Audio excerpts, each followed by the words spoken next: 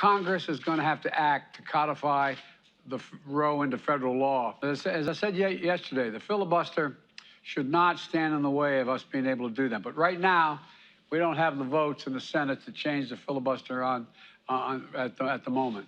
That means we need 2 more votes now, not now, when we vote, probably after November, more senators and House majority elected in November to get this bill to my desk.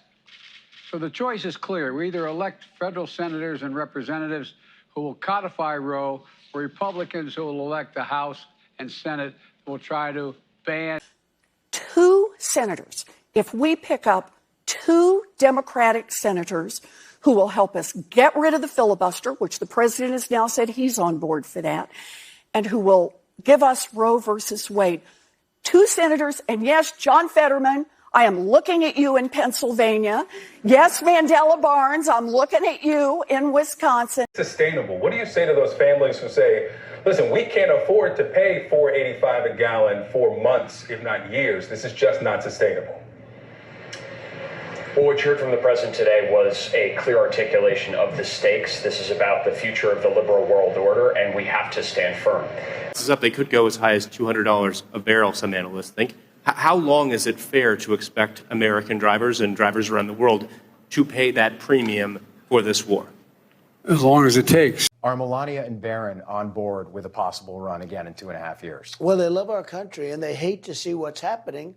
So at the right time, I'll be saying what I want to do. But they do. They love our country, both. Barron's a young man. Yep. And Melania is a first lady who is really loved. Yes. I will say that. I see the signs. We love our first lady. But they love our country. So I think they'll do what has to be done. Could you if we envision decide a to world? go that way. Leave it to you. I open it up. Open Okay. it up. I know you're all busy as I am. Thank you for making the time, but I need not tell any of you we're in a really an important area here, and we have to act. I'm joined by a group of Democratic governors, and I share the public outrage at this extremist court that's committed to moving America backwards with fewer rights, less autonomy, and politicians invading the most personal decisions that not only women, but we'll find if they expand on this decision, men as well. We have opportunities now to transfer to clean energy in a way that grows thousands of jobs. We just had a recent report that was put out that's showing all of the energy and the employment stats from last year. Clean energy is winning. Fossil fuels losing jobs. We're gaining them every step of the way. The ocean is a source of climate solutions, and they can help to keep the 1.5 degrees target alive. For example, we need to spur the transition to green shipping. If shipping were a nation, shipping would be the 8th largest emitter in the world. In May, the United States and Norway announced a green shipping challenge for COP27 to help put that sector on a pathway towards full decarbonization, no later than 2050. Because Boris Johnson's pushing to use some of that wheat that's used for biodegradable fuels to feed people who are starving.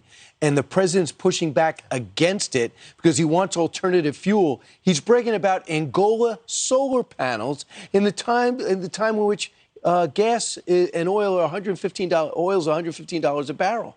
Yeah, and everybody knows, again, this was created by Joe Biden. Kills the Keystone Pipeline. No new pipelines. There are no new LNG export facilities. There's permits sitting on their desk.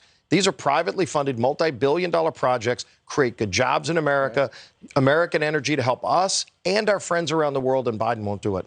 At a time of record inflation, and as new polling this week shows that 85% of the U.S. public thinks the country is going in the wrong direction. How do you explain this to those people who feel the country is going in the wrong direction, including some of the leaders you've been meeting with this week, who think that when you put all of this together, it amounts to an America that is going backward? They do not think that. You haven't found one person, one world leader to say America's going backwards. America's better positioned to lead the world than we ever have been. We have the strongest economy in the world. Our inflation rates are lower than other nations in the world, but inflation is higher in almost every other country. Prices at the pump are higher in almost every other country. We're better positioned to deal with this than anyone, but we have a way to go.